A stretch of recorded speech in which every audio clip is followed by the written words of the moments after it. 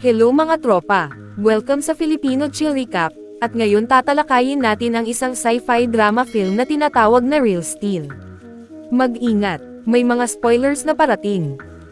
Si Charlie ay isang dating boksingero na baon sa utang sa iba't ibang tao. Isa sa mga dahilan nito ay dahil napalitan na ng mga robot ang mga boksingero sa arena, kaya nawalan siya ng trabaho. Bukod pa rito, hindi rin siya magaling sa pakikitungo sa mga bata. Sinisingil pa nga niya ng $5 ang mga gustong magpa-picture kasama ang kanyang sirang robot. May usapan sila ni Ricky, isang host, na babayaran siya kung ay lalaban niya ang kanyang robot na si Ambush laban sa toro nito. Pero hindi natuwa si Charlie sa bayad, kaya hinamon niya ang pinakamalakas na robot ni Ricky at tumaya ng $20,000 na mananalo siya. Ngayon, gets ko na kung bakit siya may utang sa napakaraming tao. Mukhang walang kaba si Charlie, dahil todo porma pa siya habang ipinapakita ang kanyang robot fighter.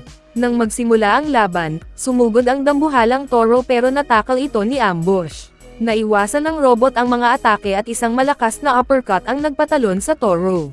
Dahil akala ni Charlie ay panalo na siya, nagpakyut pa siya sa isang magandang babae sa audience.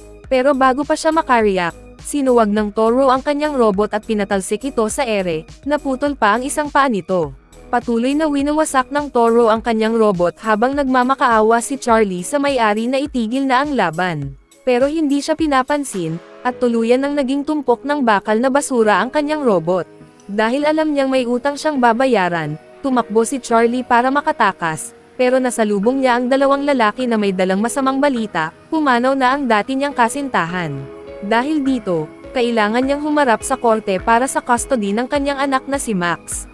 Wala siyang pakialam sa bata at handa na sanang pirmahan ang mga papeles para ipasa ang karapatan kay Deborah, ang mayamang kapatid ng kanyang ex. Pero nagbago ang isip niya nang makita niyang mayamang-mayaman ang asawa nito. Nagdesisyon siyang gamitin ito bilang oportunidad para kumita ng pera, literal na ipinagbili ang sariling anak kapalit ng malaking halaga. Pero dahil aalis ang asawa ni Deborah ngayong tag-init, sinamantala ito ni Charlie at humingi pa ng dagdag na pera para siya ang mag-alaga kay Max sa loob ng 2 buwan. Grabe, wala talagang puso. Sa wakas, may pera na ulit si Charlie. Agad niyang binili ang isang bagong robot sa black market, si Noisy Boy. Pag-uwi, dumiretso siya sa bahay ng kasintahan niyang si Bailey. Dito nalaman natin na may utang din siya rito. Sinubukan niyang akitin ito gamit ang kanyang charms, pero hindi na siya nakalusot. Diretsahang sinabi ni Bailey na mas gusto niya ang pera kaysa sa abs ni Charlie. Dumating sina Deborah at ang asawa niya para ihatid si Max, na halatang galit na galit, pero hindi dahil ibinente siya ng sariling ama, kundi dahil hindi siya nabigyan ng parte sa pera. Mukhang magkamukha talaga silang mag-ama. Dumating na rin ang bagong robot ni Charlie. Binuksan niya ang shipping container, at lumabas ang isang dambuhalang makina na may samurai armor, sobrang astig. Sinubukan niyang i-control ito gamit ang voice command, pero hindi ito gumagana. Buti na lang, fan din ng robot fight si Max at nakapagbigay siya ng tamang utos sa Japanese, at biglang gumana ang robot. Yun pala, kinakailangan lang nilang i-reset ang language function sa English. Nagmadaling isakay ni Charlie ang kanyang bagong robot sa truck at dumiretso sa pinakamalapit na kompetisyon, siguradong sigurado na siyang mananalo sa pagkakataong ito. Gustong sumama ni Max, pero alam niyang tatanggihan siya ng ama. Kaya diniskartehan niya ito, kinuha ang susi ng truck at tinakot si Charlie na hindi niya ito ibabalik. Walang nagawa si Charlie kundi isama ang anak niya sa biyahe. Dumating sila sa isang underground fighting club at kinausap ni Charlie ang organizer na si Finn. Gusto niyang mapasabak agad ang kanyang robot sa main event, dahil dati siyang lumalaban sa malalaking liga. Pero may kutob si Max, hindi pa nila nasusubukan ang bagong robot na ito, kaya sinabihan niya ang ama na pumili muna ng ibang kalaban. Pero matigas ang ulo ni Charlie at diretsyong lumaban agad laban sa kampyon, si Midas. Nagkanya-kanyang pwesto ang mga robot fighters, habang naghihiyawan ang mga manunood.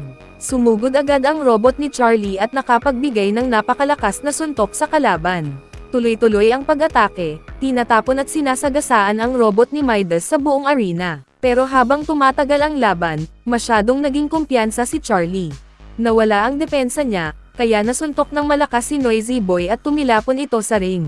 Sunod-sunod na binugbog ng kalaban ang robot ni Charlie, at wala siyang ideya kung ano ang gagawin. Dahil hindi niya pinag-aralan ang controls ng robot, ngayon lang siya naghahanap ng tamang combinations, pero huli na ang lahat. Nagkamali siya ng utos, kaya nakuha ng kalaban ang pagkakataon para punatin ang isang braso ng kanyang robot. At lalo pang lumala ang sitwasyon, isang napakalakas na suntok mula kay Midas ang tuluyang nakapagpatanggal sa ulo ni Noisy Boy. Talo si Charlie. Galit na galit si Max. Sinisisi niya ang kanyang ama sa pagkatalo dahil hindi man lang niya pinag-aralan ang bagong robot. Pero imbis na tanggapin ang pagkakamali, sinisi pa ni Charlie ang robot, tipikal. Wala na silang choice, kaya pumunta sila sa junkyard para maghanap ng pyesa para makabuo ng bagong robot. Habang naghahalugog sa tumpok ng bakal, pinagsabihan ni Charlie si Max na mag-ingat dahil malapit na siya sa bangin. Pero biglang gumuho ang lupa, at nalaglag si Max sa isang hukay. Napatakbo si Charlie sa anak niya, pero bago pa siya mahulog sa dulo, isang piraso ng metal ang biglang humawak sa kanya mula sa likod. Agad na hinatak ni Charlie si Max paakyat, at yakap silang dalawa matapos ang muntikang trahedya. Pagtingin nila sa bakal na humawak kay Max, laking gulat nila, isang lumang robot ang nakabaon sa lupa. Gustong kunin ni Max ang robot, pero ayaw pumayag ni Charlie dahil tingin niya, walang kwenta ang bakal na iyon. Pero matigas ang ulo ni Max, kaya hinukay niya ito magdamag mag-isa, at hindi siya natuwa sa pagiging irresponsible ng kanyang ama. Binalik nila ang robot kay Bailey, at sa sorpresa ng lahat, gumagana pa ito. Sinabi ni Bailey na may shadow function ang robot, ginagaya nito ang galaw ng taong nasa harapan niya. Habang nililinis ito ni Max, natuklasan niyang may pangalan na ang robot, Adam. Gustong ipalaban ni Max si Adam, pero ayaw ni Charlie, dahil sparring bot lang ito, kaya kayang samalo ng suntok pero hindi makapanakit ng malakas. Sa halip, dinala ni Charlie si Max sa Robot Fighting League para maghanap ng sponsor para sa bagong robot. Pero kahit matalik niyang kaibigan, ayaw mag-invest sa kanya, dahil puro talo siya sa laban. Galit at desperado na, pumayag si Charlie na dalhin si Adam sa The Zoo, isang laban kung saan ang pinakamahihinang robot ang nagsasagupaan. Sa junkyard, hinamon ni Max ang kampyon ng The Zoo, si Metro. Tumaya agad ang may-ari ni Metro ng $1,000, sigurado siyang hindi tatagal si Adam sa unang round. Nagsimula ang laban. Bagbog agad si Adam sa simula pa lang, hindi alam ni Max kung paano ito igalaw. Pinipilit ni Charlie turuan ang anak niya, pero dahil sa kakulangan ng karanasan, sunod-sunod na tinatamaan si Adam. Gusto nang kunin ni Charlie ang control para lang makaligtas hanggang first round, pero hindi pumayag si Max, at dahil dito, isang malakas na suntok ang nagpabagsak kay Adam. Bilang na ang huling segundo, pero biglang tumayo si Adam bago pa matapos ang countdown. Nabuhay pa sila sa laban, at nanalo sila ng $1,000. Dahil dito, hinamon silang muli ng kalaban para sa Double or Nothing. Agad pumayag si Max, kahit nag-aalalang tumutol si Charlie. Ngayon, alam na ni Max kung paano lumaban. Pinag-backstep niya si Adam, at nagawa nitong makahanap ng butas sa depensa ng kalaban. Sa isang matinding uppercut, tumilapon si Metro at nag-malfunction, bagsak ang kalaban. Nagkagulo ang mga manunood sa tuwa, panalo sina Max at Charlie.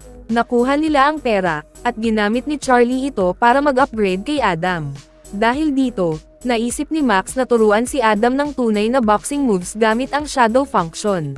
Pero nagdalawang isip si Charlie, hindi na siya lumalaban ng matagal, at ang huli niyang laban ay isang pagkatalo. Pero matapos mag-isip magdamag, napagtanto niyang ito na ang pagkakataon nilang mag-ama para magtulungan. Tinuruan niya si Adam ng tunay na boxing moves. Dahil sa teamwork ng mag-ama, sunod-sunod ang panalo nila.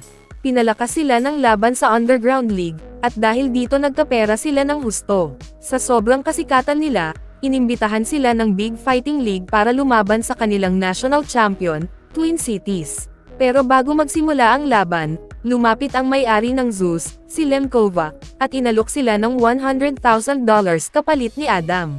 Agad tumanggi si Max, pero gusto ni Charlie na tanggapin ang alok. Para kay Max, si Adam ay priceless, hindi siya binibenta. Nagsimula na ang laban. Dahan-daang lumapit sa ring ang Twin Cities, habang sumisigaw ang buong arena sa pangalan nito. Hindi natatakot si Max, diretso lang siyang naglakad papunta sa stage, handa sa laban. Nagsimula ang sagupaan. Parehong nagpapalitan ng suntok sina Adam at Twin Cities. Pero dahil mas malakas at mas mahaba ang abot ng kalaban, unti-unting napupuruhan si Adam, napapa-atras na siya sa sulok. Hirap si Charlie sa pag-counter dahil dalawang ulo ang Twin Cities, kaya walang blind spot. Pero napansin niyang mahina ang balikat ng kalaban, kaya nakahanap siya ng pagkakataon para umatake. Dumaikit si Adam sa malaking robot at pinakawalan ang sunod-sunod na body shots. At sa isang malupit na uppercut, tumilapon si Twin Cities sa sahig. Nagwala sa tuwa ang mga manunood. Ang walang pag-asang robot, tinalo ang national champion sa dominanteng paraan. Pero hindi pa tapos si Max, galit pa rin siya kay Lemkova dahil sa tangkang pagbili kay Adam. Hinamon niya ang team ni Zeus. Pero tumingin lang ng masama ang babae at ang kanyang designer, at tahimik silang lumabas ng gusali. Nagdiwang sina Max at Charlie sa panalo, pero biglang dumating si Ricky, ang lalaking may utang si Charlie. Kinuha nila lahat ng perang napanalunan ni Charlie. Sinubukan niyang lumaban, pero binugbog siya ng grupo, habang walang magawa si Max na panoorin ito. Dahil dito, napagtanto ni Charlie na delikado ang buhay na ibinibigay niya kay Max. Kaya naisip niyang ibalik ito sa kanyang tiyuhin at tiyahin ng mas maaga pa. Nalungkot si Max. Hindi niya maintindihan kung bakit siya iniiwan ng ama niya. Samantala, bumalik si Charlie kay Bailey at humingi ng payo. Pakiramdam niya, hindi siya sapat para maging ama ni Max. Sinabi ni Charlie na mas mayaman at mas makakapagbigay ng magandang buhay ang foster parents ni Max. Pero ipinaalala ni Bailey na mas mahalaga ang pagmamahal ng isang ama kaysa sa pera. Sinabi niya kay Charlie na magkaroon ng tapang upang ipaglaban ang kanyang anak. Naantig si Charlie sa mga sinabi ni Bailey. Bumalik siya kay Max, humingi ng tawad, at sinabing tinanggap niya ang laban kay Zeus. Ngumiti ulit si Max. Magkasamang lumakad ang mag-ama papunta sa ring, kasabay ng sigawan ng mga fans para sa underdog. Napatingin si Charlie sa gilid. At nakita niyang dumating si Bailey para suportahan sila. Napangiti siya. Biglang bumukas ang ilaw, at dumagundong ang musika. Pumasok si Zeus, ang pinakamatinding robot sa buong liga. Diretso itong nagmarcha papunta sa ring, handang durugan ang sino mang haarang sa kanya. At nagsimula ang laban. Sa unang galaw pa lang, isang matinding suntok mula kay Zeus ang nagpabagsak agad kay Adam. Dahan-dahan siyang bumangon, pero dalawang suntok lang, bumagsak ulit siya. Pero hindi sumuko si Adam. Parang may isip ito at patuloy lang itong tumatayo, kahit binabahan ng suntok mula kay Zeus. Pinaatras siya sa sulok ng kalaban, pero sa hindi inaasahang pangyayari, nagpakawala si Adam ng isang matinding uppercut. Nagulat si Zeus, hindi niya inaasahan ang suntok na iyon. Patuloy na lumalaban si Adam. Pero mabilis ding nakabawi si Zeus at pinatuloy ang pagbuhos ng suntok. Natapos ang unang round. Dali-daling umakyat si Charlie sa stage kasama si Max para ayusin ang nasirang bahagi ni Adam. Muling tumunog ang bell. Sumugod ulit si Adam kay Zeus. Habang tumatagal ang laban, unti-unti siyang nakakabawi at nakakapagpasakit kay Zeus. Pero sa round 4, naipit si Adam sa sulok. Binaha siya ng suntok. Dito napansin ni Charlie na sira na ang voice control. Wala na silang ibang pagpipilian. Ginamit niya ang shadow function. Dito ginagaya ni Adam ang galaw ni Charlie, isang laban ng tao kontra makina. Nagpalitan ng suntok ang dalawang robot. Pero itinulak ulit ni Zeus si Adam sa sulok gamit ang walang humpay na suntok. Pero sa halip na matakot, ngumiti lang si Charlie. Hinamon niya si Zeus na sige, ituloy lang ang atake. Ibinigay ni Zeus ang buong lakas niya para tapusin si Adam. Pero bigla itong bumagal, nauubusan na ng enerhiya. Ngayon na ang pagkakataon nila. Sumugod si Charlie. Sunod-sunod na malalakas na suntok ang pinakawalan ni Adam. Napaatras si Zeus, hindi na ito makagalaw. Napaiyak si Max, hindi lang dahil sa laban, kundi dahil sa unang pagkakataon, nakita niyang bumalik ang dating Charlie Kenton, ang kanyang ama, isang tunay na boksingero. At sa isang huling matinding suntok, nabagsak si Zeus, pero bumangon pa ito. Pero hindi ito nakaligtas sa sunod-sunod pang atake ni Adam. At sa wakas, tapos na ang laban. Nagpa siya ang mga hurado, at nanalo pa rin si Zeus sa puntos. Pero hindi iyon mahalaga, dahil para sa lahat ng tao sa arena, si Adam ang tunay na kampyon. Nagpalakpakan at nagsigawan ang buong crowd.